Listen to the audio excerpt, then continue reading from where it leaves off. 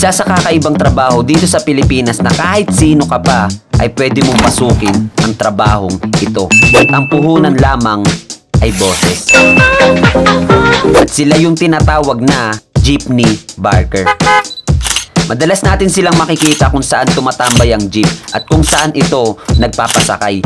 Sila lang naman ang magigiting na jeepney barker na palaging nabibilad sa araw at kahit malakas ang ulan ay nagtatrabaho pa rin. Ang tanong, magkano nga ba ang kinikita nila sa buong maghapon? What's up guys? Ngayong araw, panibagong hamon na naman ang aking susubukan. Kaya ngayon, kasama ko si Tutoy. So ayun Toy, eto matagal na tong dispatcher dito. Ilang taon ka na ba nagdi-dispatcher dito? 11 years na ako nagtatawag dito sa Monterrey.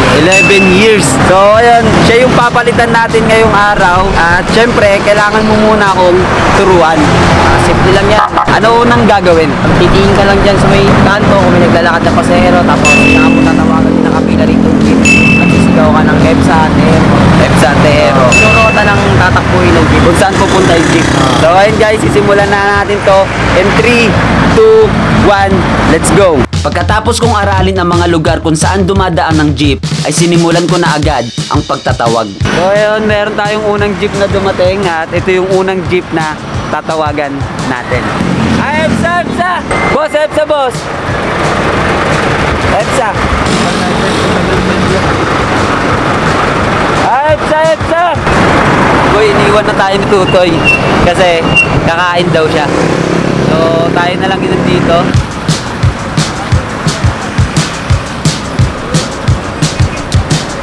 So ayun guys, naka 8 pesos tayo sa una nating jeep. Let's go! Pero hindi pa nakakalis ang jeep na nagbigay sa akin ay biglang dumami ang pasahero. Kaya naman...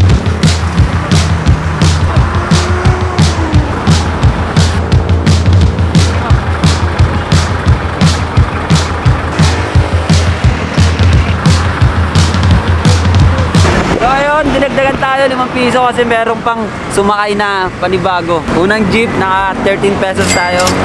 So... Maya-maya ay dumating na rin agad yung pangalawang jeep.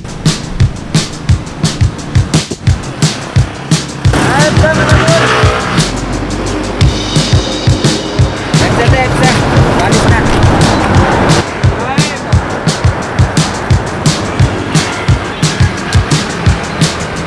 Uy, ang init boy. Nakasando pa talaga ako.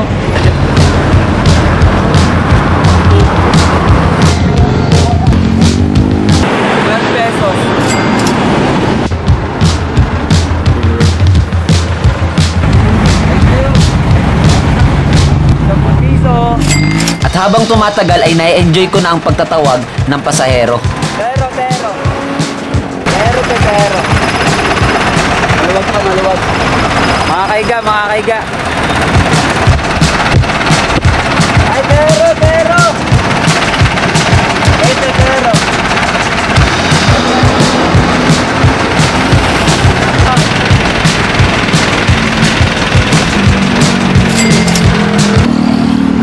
So, ayun pa lang yung nakokolekta natin simula kanina. Yung boss, abante pa boss. Abante boss, may tricycle. EPSA boss, EPSA. EPSA Malabon, TEHERO. Pascam. EPSA boss, EPSA. So ayun guys, update. Mag-aalas 3 na at makaka 2 hours na tayo. Ay 3 hours. EPSA to EPSA.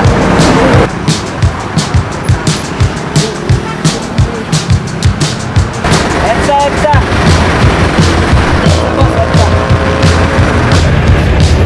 Thank you boss, thank you. Taran. Boss, atras boss.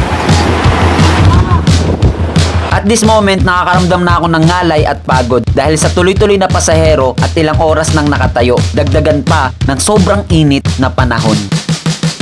Kaya naman, nagpapalit muna ako saglit kay Tutoy. So ayun guys, dahil nakaka 4 hours na kami dito at magpapahinga muna tayo. Si Tutoy muna daw yung magtatawag. Sabi mo, let's go. Let's go. Ikaw, let's go. Let's go.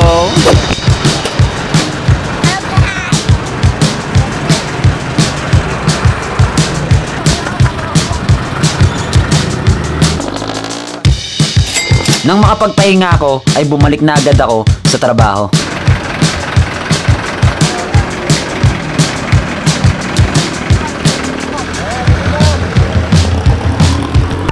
binigyan boy.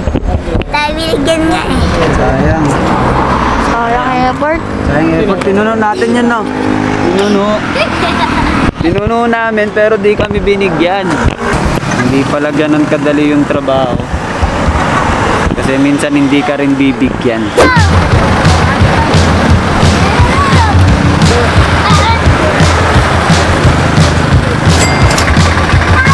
Pero mo, pero.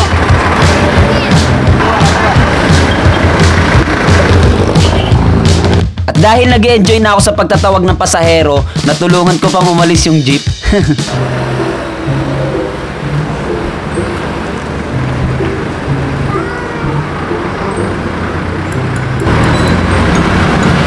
Binigyan tayo, 10 piso.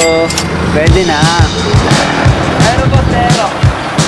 Maluwag pa, maluwag. Tero. Tero. Meron sa unahan. Wala pa. Tero boss, tero. Ay, tero. At habang nagtatawag ako, nakakatawang isipin na isa sa mga pasahero ang nakakilala sa akin. Kasi isa sa mga vlog ko ang napanood niya. Chok, dito ka, Chok. May nakakilala pala sa'yo. Ito. Tropa. Hello boss. Yan. Tayo daw yung nagbigay ng bigas. Hindi ka na boss. Whoop, thank you.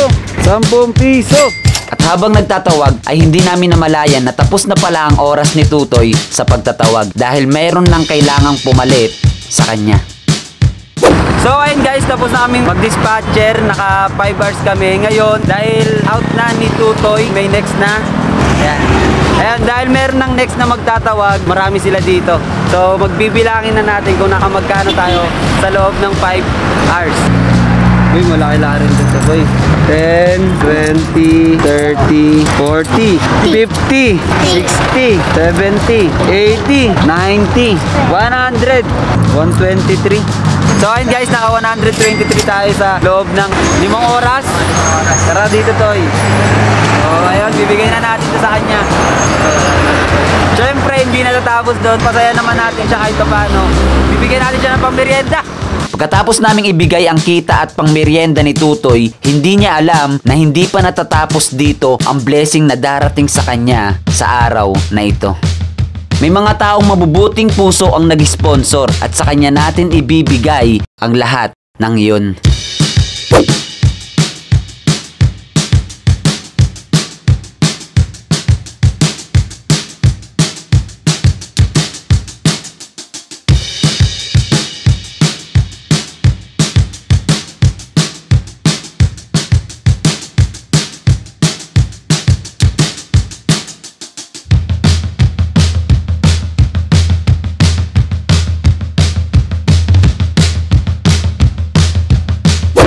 So ayun guys, nandito na tayo sa Monterey. Let's go! Ito na kami. Let's go! Let's balik! Bilang pasasalamat kasi pinayagan mo kaming magtawag dito. Meron kaming konting regalo po. Yes.